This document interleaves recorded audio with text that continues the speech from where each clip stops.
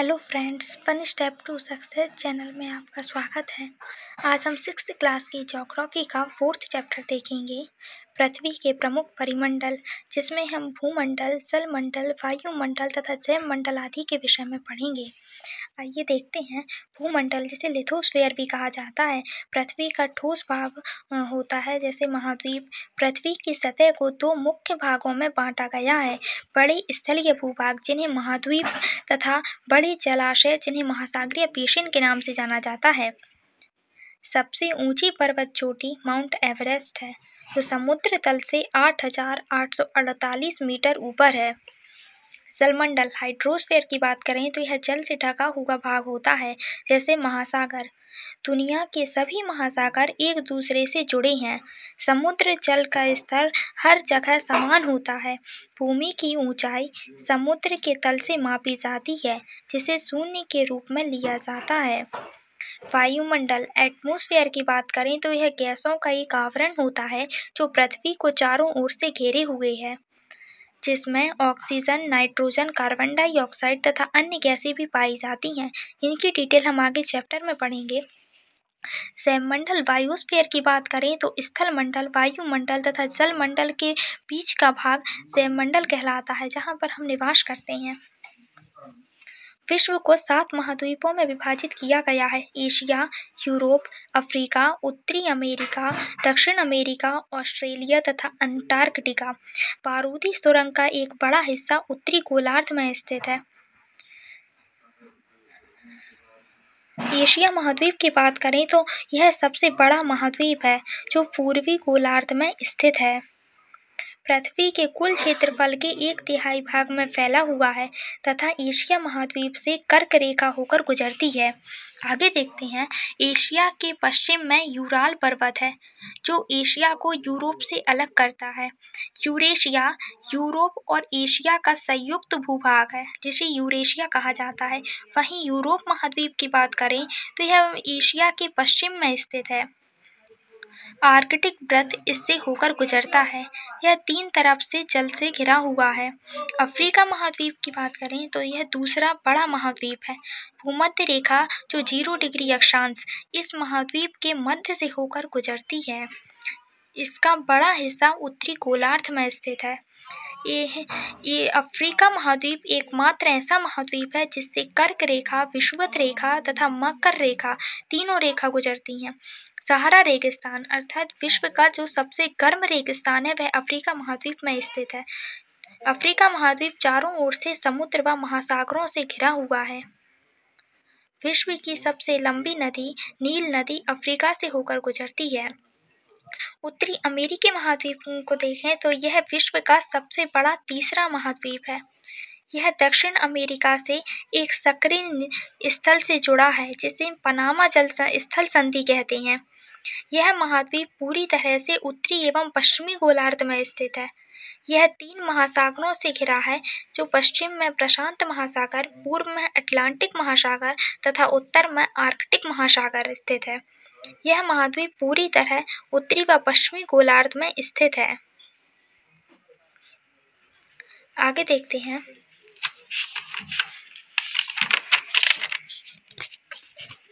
दक्षिण अमेरिकी महाद्वीप, अधिकांश भाग दक्षिणी गोलार्ध में स्थित है।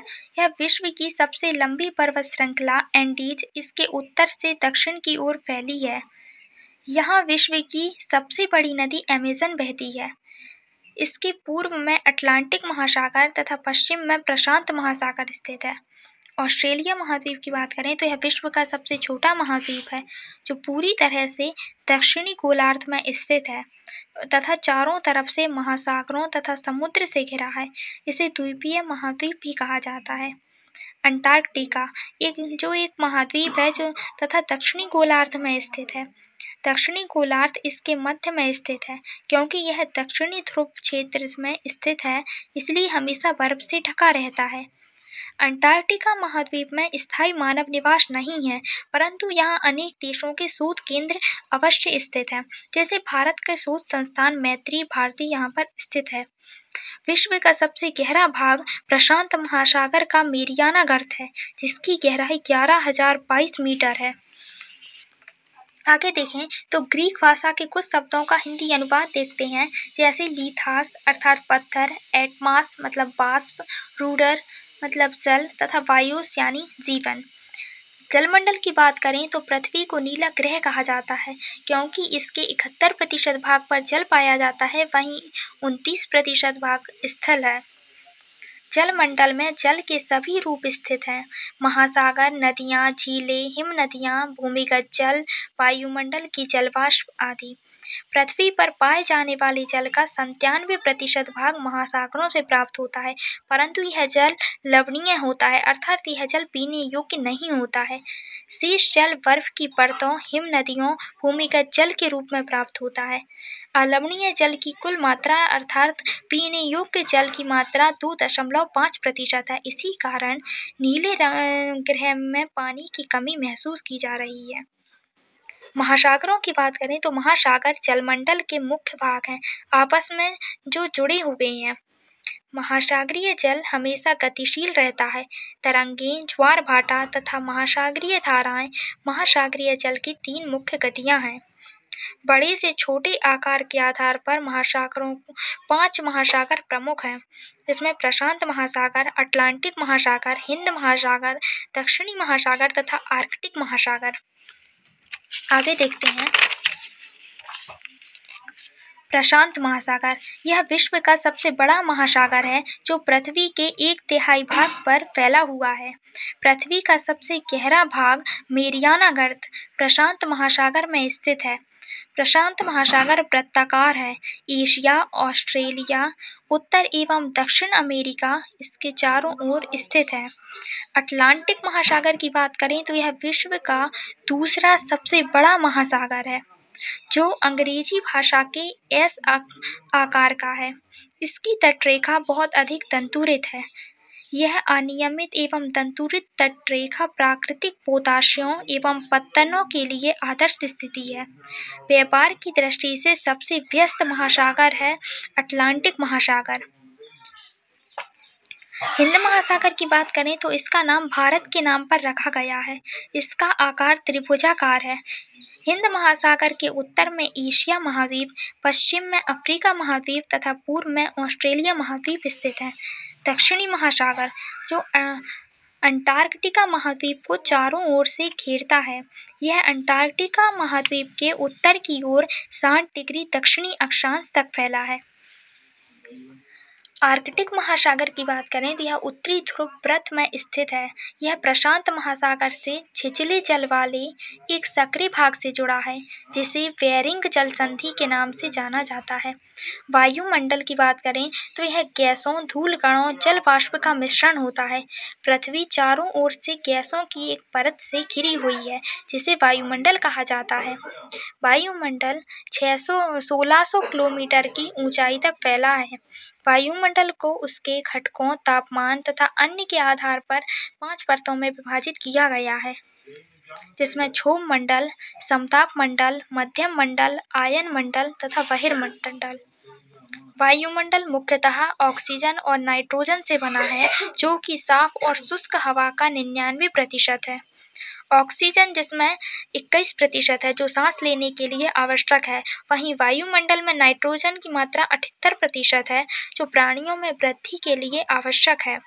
कार्बन डाइऑक्साइड 0.03%, आर्गन 0.93% तथा अन्य गैसें 1% हैं। कार्बन डाइऑक्साइड पृथ्वी के द्वारा छोड़ी गई ऊष्मा को अवशोषित करती है, जिससे पृथ्वी गर्म रहती है। यह पौधों की वृद्धि के लिए आवश्यक है।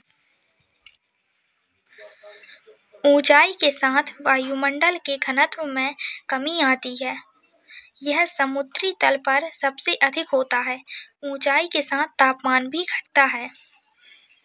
आगे देखते हैं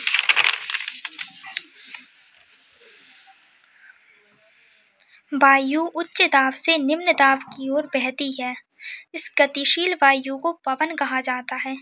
जीवमंडल के बारे में देखते हैं। यानी बायोस्फीयर जल तथा हवा के बीच एक सीमित भाग है, जहाँ जीवन मौजूद है। उसे जीवमंडल कहा जाता है। जीवमंडल के प्राणियों को 2 भागों में विभाजित किया गया है: जंतु जगत तथा पादप जगत। जब तीनों परिमंडल आपस में पारस्परिक क्रिया कर एक दूसरे को प्रभावित करते हैं। कार्बन डाइऑक्साइड वायु का एक महत्वपूर्ण घटक है, लेकिन कार्बन डाइऑक्साइड की मात्रा में वृद्धि के कारण पृथ्वी के तापमान में वृद्धि हो रही है। इसे भूमंडलीय तापन या ग्लोबल वार्मिंग कहा जाता है। तीनों मंडल के बीच के प्राकृतिक संतुलन को बनाए रखने के लिए पृथ्वी के संसाधनों के सीमित उपयोग की आवश्यकता है। जल संधि क्या होती है? तो पानी का सकरा भाग होता है जो दो बड़ी जल राशि जैसे समुद्रों तथा महासागरों को एक दूसरे से जोड़ता है, जैसे भारत एवं श्रीलंका के बीच स्थित जल संधि जो पाक जल संधि है। वहीं स्थल संधि की बात करें तो स्थल का एक सकरा भाग होता है जो दो बड़े स्थलीय भागों को एक दूसरे से जोड़ता है। चैप्टर कंप्लीट हो गया है, एक बार और देखते हैं।